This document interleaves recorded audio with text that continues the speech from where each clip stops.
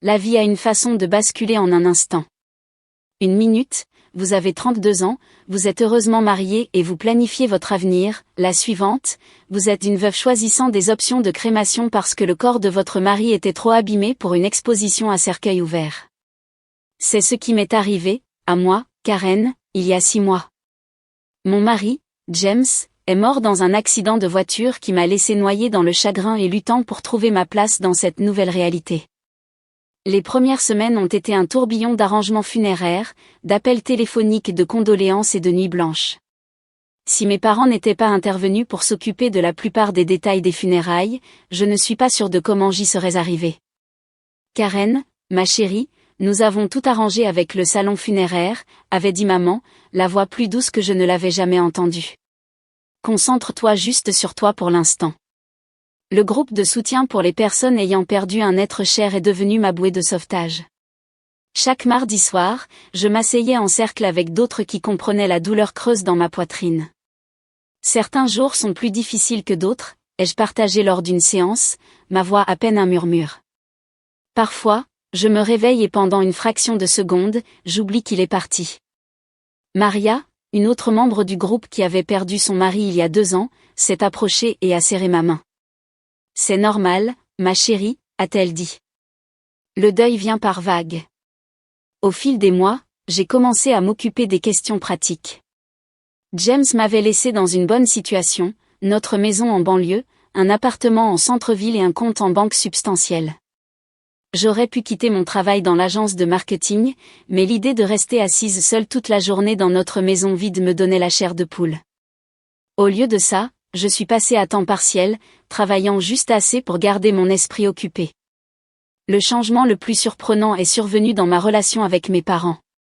En grandissant, je m'étais toujours sentie comme secondaire par rapport à ma sœur cadette, Sarah. Il ne manquait jamais ses récitals de danse ou ses pièces de théâtre à l'école, tandis que mes réussites académiques méritaient à peine une félicitation. Mais après la mort de James, quelque chose a changé. Quand ils m'ont demandé si je pouvais les aider financièrement avec un virement mensuel de $1500, j'ai accepté sans hésiter. Les dîners hebdomadaires chez mes parents étaient devenus une routine réconfortante. Maman cuisinait son fameux ragoût de bœuf, papa servait le vin, et nous parlions de tout et de rien. Pour la première fois de ma vie, j'ai senti que j'avais toute leur attention. Karen, raconte-nous un peu plus sur ce nouveau projet sur lequel tu travailles, disait papa, s'intéressant vraiment à mon travail pour une fois. La campagne marketing se passe bien, partageais-je, savourant ces moments de connexion. Mon patron pense qu'elle pourrait nous amener plusieurs nouveaux clients. Mais tout a changé le soir où Sarah nous a rejoints pour dîner. Ma sœur cadette est entrée, enceinte de 7 mois, sa présence dominant immédiatement la pièce comme elle l'avait toujours fait. Elle vivait dans un appartement en location à l'autre bout de la ville, et je ne l'avais pas vue depuis les funérailles de James. Sarah, ma chérie, assieds-toi ici, s'est empressée maman, me poussant pratiquement de côté pour faire de la place à sa fille préférée. As-tu besoin d'un autre coussin? Tes pieds sont-ils gonflés? Et voilà, j'étais de nouveau invisible. C'était comme voir un interrupteur basculer, soudain, toute leur attention était focalisée sur Sarah et sa grossesse. La douleur familière d'être ignorée s'est réinstallée dans ma poitrine, une vieille amie que j'avais bêtement cru avoir laissée derrière moi.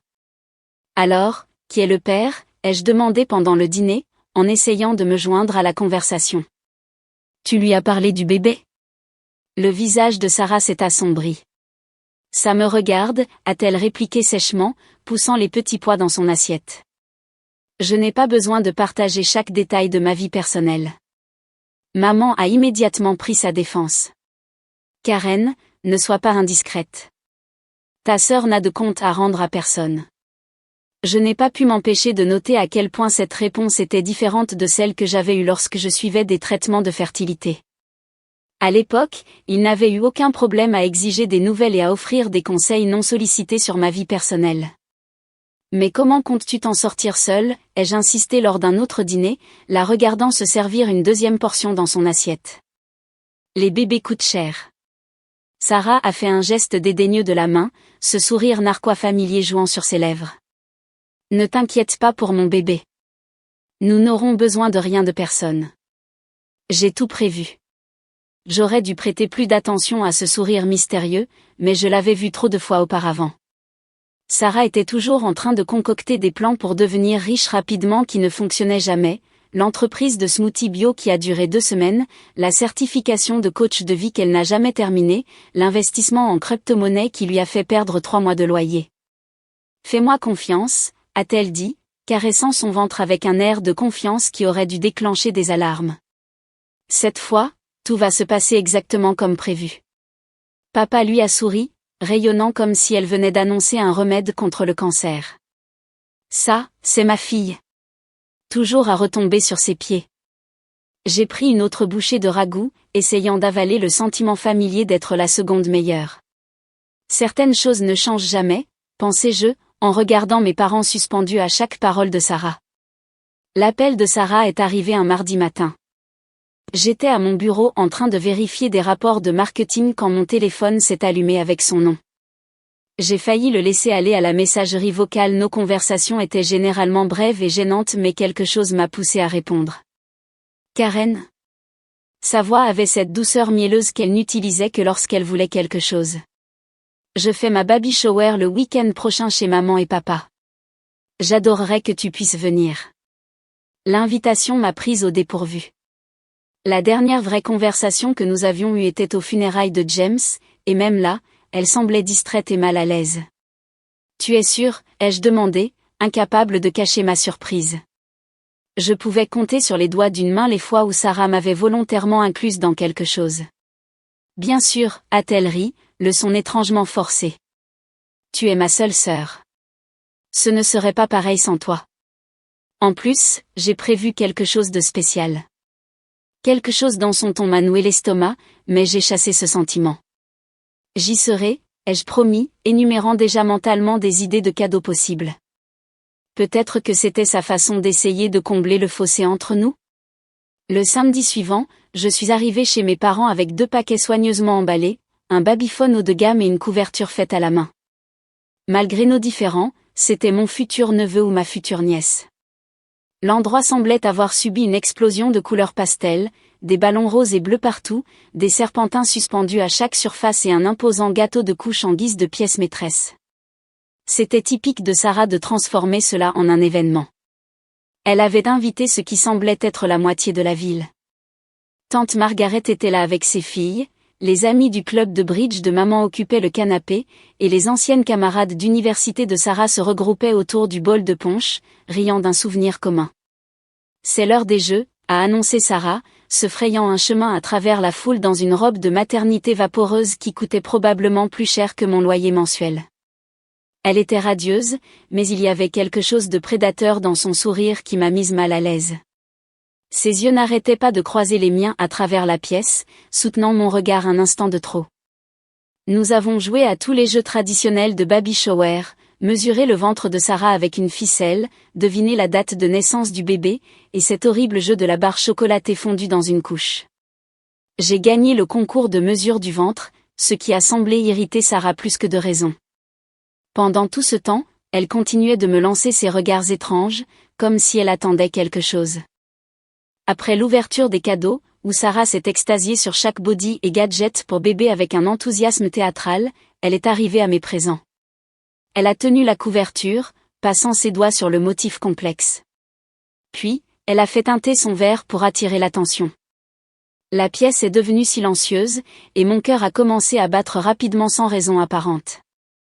L'air s'est soudainement senti lourd, difficile à respirer. Je veux remercier tout le monde d'être venu aujourd'hui, a-t-elle commencé, une main posée sur son ventre gonflé. Mais il y a autre chose que je dois partager. Je pense qu'il est temps que tout le monde sache qui est le père de mon bébé. Mon cœur s'est mis à battre à tout rompre. Les yeux de Sarah se sont fixés sur les miens, et à ce moment-là, j'ai su.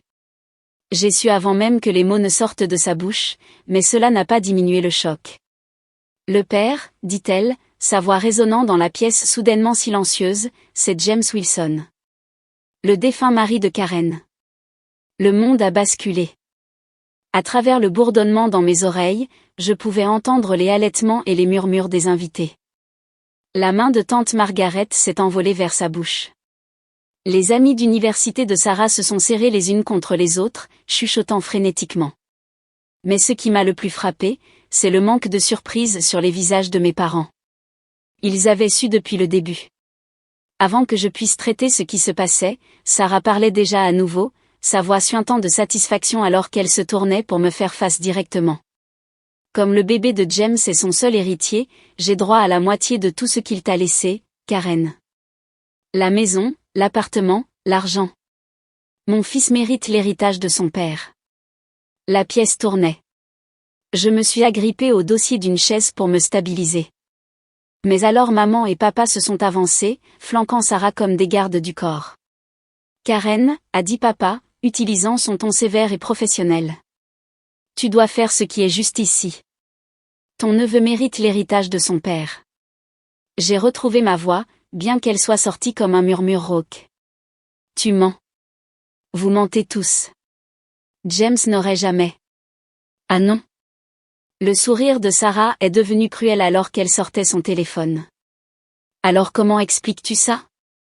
Elle a brandi l'écran, et mon monde s'est effondré à nouveau. Ils étaient là, James et Sarah, enlacés, s'embrassant dans ce qui semblait être une chambre d'hôtel. Une autre photo les montrait main dans la main dans un restaurant que je ne reconnaissais pas. Il m'aimait, a déclaré Sarah, sa voix résonnant dans la pièce silencieuse. Il prévoyait de te quitter pour moi. Nous allions tout dire à tout le monde, mais ensuite... Sa voix s'est brisée, des larmes coulant sur son visage. Ensuite l'accident est arrivé, et tous nos plans. Je ne pouvais plus respirer, plus penser. Mon corps a bougé en pilote automatique, ramassant mon sac, me frayant un chemin au-delà des invités chuchotants, sortant en titubant vers ma voiture. J'ai entendu maman m'appeler, mais je reculais déjà hors de l'allée. Le trajet de retour a été flou. Mon esprit n'arrêtait pas de rejouer ces photos, essayant de leur donner un sens. Les photos du restaurant ont dû être prises pendant ces « dîners d'affaires » qu'il prétendait avoir. L'hôtel ? Probablement pendant ses fréquents « voyages de travail ». Mon téléphone a commencé à vibrer dès que j'ai franchi la porte d'entrée. Sarah envoyait des messages, des dizaines d'entre eux des captures d'écran de conversation entre elle et James. Je ne l'aime plus. Depuis longtemps. Nous le dirons à tout le monde après le divorce. Tu es la seule avec qui je veux être. J'ai hâte de commencer notre vie ensemble. Message après message apparaissait sur mon écran, chacun un nouveau coup de poignard dans mon cœur. Les horodatages montraient des conversations remontant à des mois. Mon mari et ma sœur, complotant leur avenir pendant que je subissais des traitements de fertilité, croyant que j'étais le problème dans notre mariage. J'ai passé cette nuit à arpenter ma maison, touchant les affaires de James et me demandant si tout dans notre vie commune avait été un mensonge. Le premier appel de mes parents est arrivé à 7 heures du matin précise. Je l'ai laissé sonner 4 fois avant de répondre. Karen, tu dois être raisonnable à ce sujet, a commencé papa, sans même un bonjour.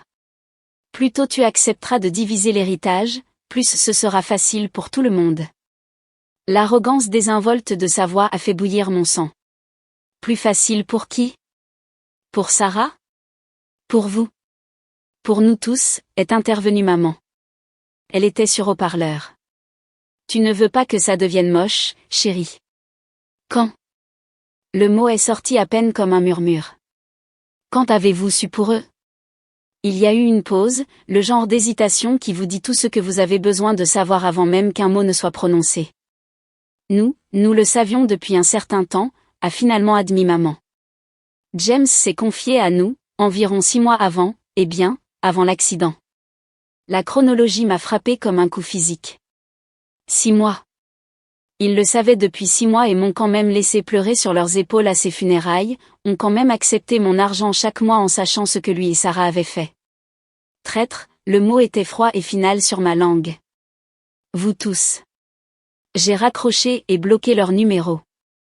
Ma main tremblait en ouvrant mon application bancaire, mais je n'ai pas hésité à annuler le virement mensuel sur leur compte. Qu'ils demandent de l'argent à leur précieuse Sarah.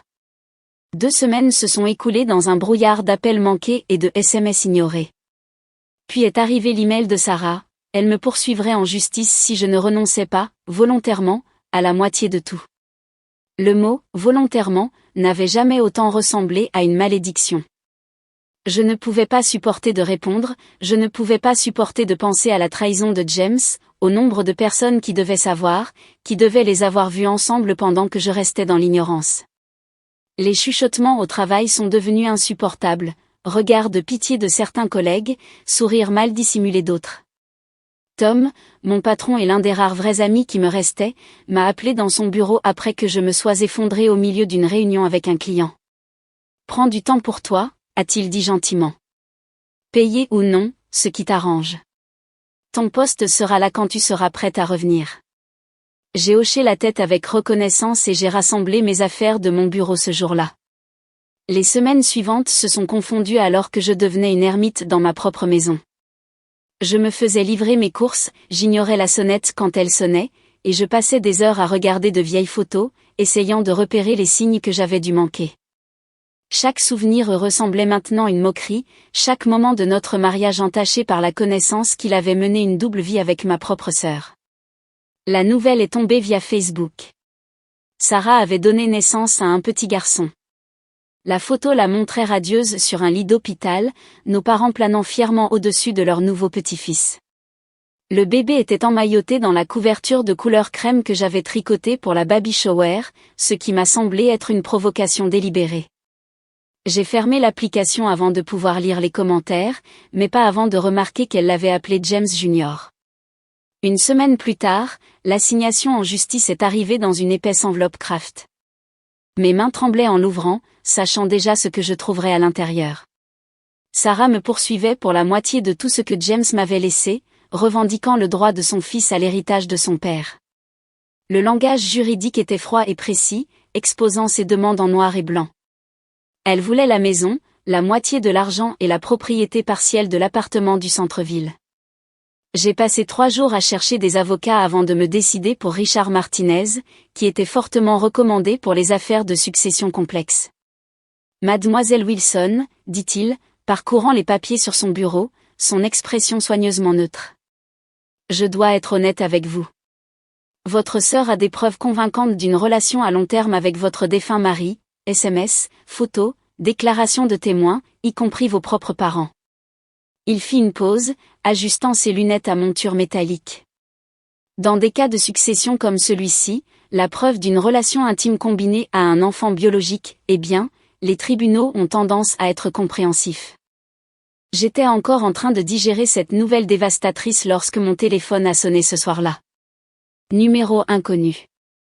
Allô? Est-ce que je parle à Karen Wilson? Une voix de femme, inconnue mais qui a touché une corde de reconnaissance. Quelque chose dans la cadence, le ton, a fait bondir mon cœur. Je suis Elizabeth Parker. La mère de James. Le monde a basculé. Je me suis agrippée au comptoir de la cuisine pour me soutenir. C'est impossible, ai-je murmuré. James était orphelin. Il m'a dit que ses parents étaient morts quand il était jeune. Il a grandi en foyer d'accueil. Un autre de ses mensonges, je le crains, sa voix était amère mais pas cruelle. Seriez-vous prête à me rencontrer? Il y a des choses que vous devez savoir, des choses qui pourraient vous aider. Nous avons convenu de nous rencontrer dans un petit café du centre-ville le lendemain matin. Terrain neutre. Je suis arrivée tôt, l'estomac noué, j'ai commandé un café que je n'ai pas pu boire et j'ai failli laisser tomber ma tasse quand elle est entrée. La ressemblance était stupéfiante. James avait ses yeux, son sourire, même sa façon de se mouvoir. Elle se déplaçait avec la même grâce fluide que j'avais toujours admirée chez lui. J'étais aux funérailles, a-t-elle dit après que nous nous soyons installés dans une cabine d'angle, loin des oreilles indiscrètes. Dernière rangée, robe noire et voilette. Je ne pouvais pas. Je n'ai pas pu me résoudre à vous approcher alors. James et moi ne nous parlions plus depuis des années. Je me suis souvenu d'elle soudainement, la silhouette solitaire qui s'était éclipsée avant la fin du service.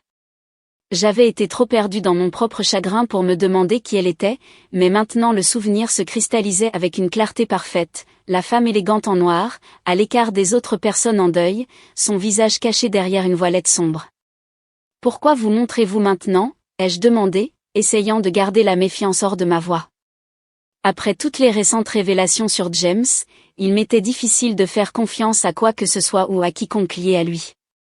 Elisabeth a fouillé dans son sac à main et a sorti une enveloppe Kraft, usée sur les bords comme si elle l'avait portée avec elle pendant longtemps. Parce que j'ai entendu ce que votre sœur prétend. Et parce que, malgré tout, je ne peux pas laisser une autre femme souffrir à cause des mensonges de mon fils. Ses doigts tremblaient légèrement alors qu'elle faisait glisser l'enveloppe sur la table. Les mains tremblantes, j'ai ouvert l'enveloppe qu'Elisabeth m'avait donnée. À l'intérieur se trouvaient des rapports médicaux de l'hôpital général de Boston, datés d'il y a 10 ans, environ un an avant que James et moi ne nous marions. Mes yeux ont parcouru le document et j'ai senti le sang quitter mon visage. Azoospermie complète. Stérile de façon permanente. Aucune possibilité de conception naturelle. Les termes cliniques sautaient aux yeux, chacun un nouveau coup. James a fait ses tests quand il avait 25 ans, a expliqué doucement Elisabeth. Il a été dévasté par les résultats. C'est l'une des dernières choses dont nous avons discuté avant notre brouille. Je ne pouvais pas parler. Toutes ces années de traitement de fertilité, les rendez-vous médicaux sans fin, les injections d'hormones, les larmes et l'autoculpabilisation, tout cela avait été une cruelle mascarade. La salle d'audience était bondée le jour de l'audience. Sarah était assise au premier rang, berçant le bébé James Jr. Tandis que nos parents la flanquaient protecteurs. Elle était habillée parfaitement pour le rôle de la quasi-veuve éplorée, robe noire sobre, maquillage minimal, expression de chagrin répétée. Quand elle est montée à la barre, elle a joué magistralement pour la galerie, des larmes brillant dans ses yeux alors qu'elle décrivait son « grand amour » avec James. « Tout ce que je veux, c'est ce qui est juste pour mon fils », a-t-elle déclaré, la voix brisée. Il mérite l'héritage de son père. Mon avocat, Maître Martinez, a attendu qu'elle ait terminé sa performance avant de parler. Votre honneur, je voudrais présenter des preuves qui démontrent que toute la réclamation de mademoiselle Thompson est frauduleuse. Il s'est approché de la barre avec les rapports de l'hôpital. La juge a examiné les documents, son expression impassible. L'avocat de Sarah s'est levé d'un bond, objectant sur la chaîne de possession et l'authenticité des documents.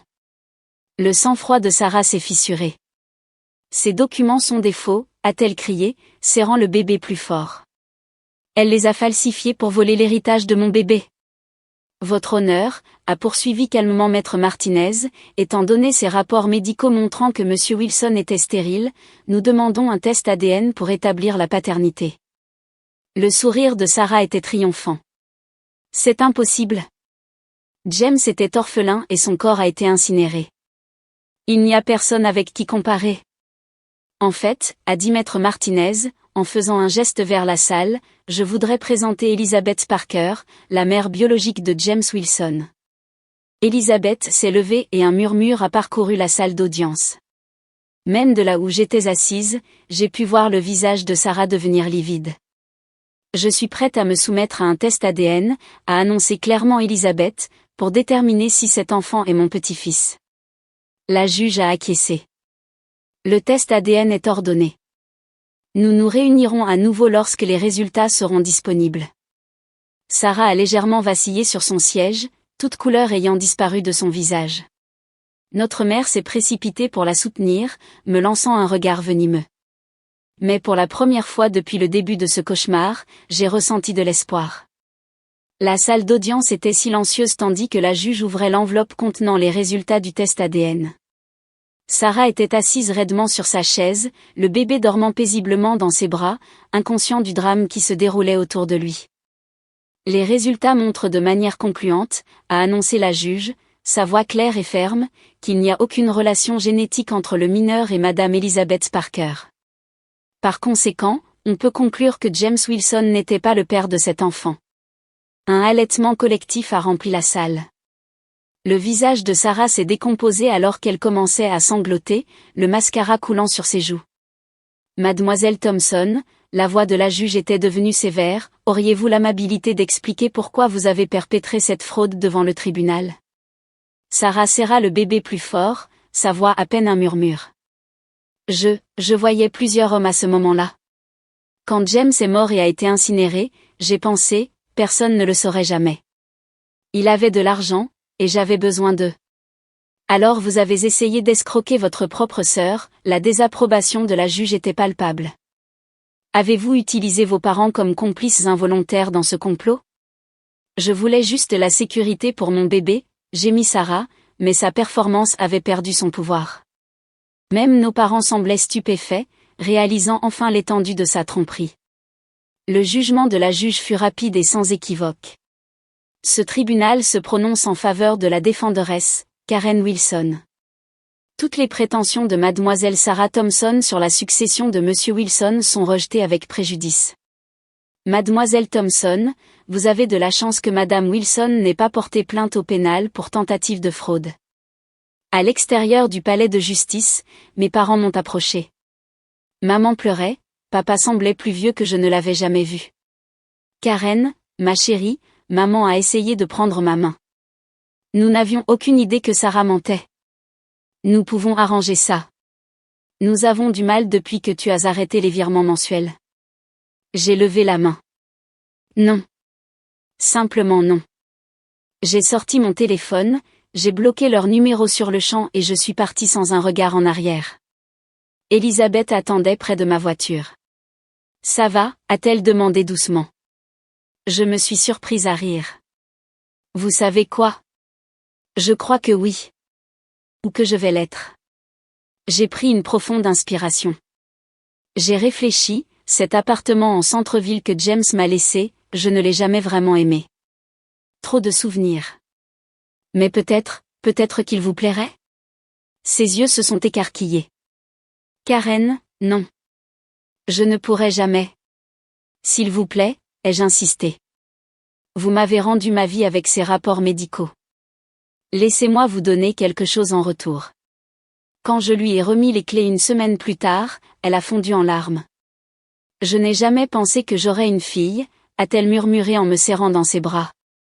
C'était il y a 3 mois. Ma famille essaie toujours de me contacter par le biais d'amis communs et de parents éloignés, mais j'ai également coupé ces liens.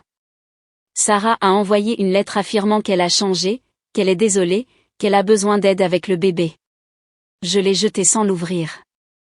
À la place, j'ai des dîners hebdomadaires avec Elisabeth. Nous apprenons à nous connaître, partageant des histoires sur James les bonnes et les mauvaises. Elle m'aide à voir que, même s'il n'était pas l'homme que je pensais, cela n'invalide pas tous les moments heureux que nous avons partagés. Hier, j'ai finalement rangé les dernières affaires de James. Elisabeth m'a aidé à en donner une partie à des œuvres de charité et à en ranger d'autres au grenier. Pendant que nous travaillions, elle m'a raconté des histoires sur James enfant, avant que les mensonges ne commencent. Ça a aidé, d'une certaine manière, de savoir que cette version de lui a existé. Je ne suis pas encore prête à fréquenter quelqu'un, mais j'ai recommencé à vivre. Je suis retournée travailler à plein temps, j'ai rejoint un club de randonnée et je planifie mes premières vacances en solo. Parfois, quand je me regarde dans le miroir, je reconnais à peine la femme qui me regarde. La vie a une façon de vous surprendre. J'ai perdu la famille dans laquelle je suis née, mais j'en ai gagné une nouvelle que je n'attendais pas. Ce n'est pas la vie que j'avais prévue, mais c'est peut-être la vie que j'étais destinée à avoir depuis le début.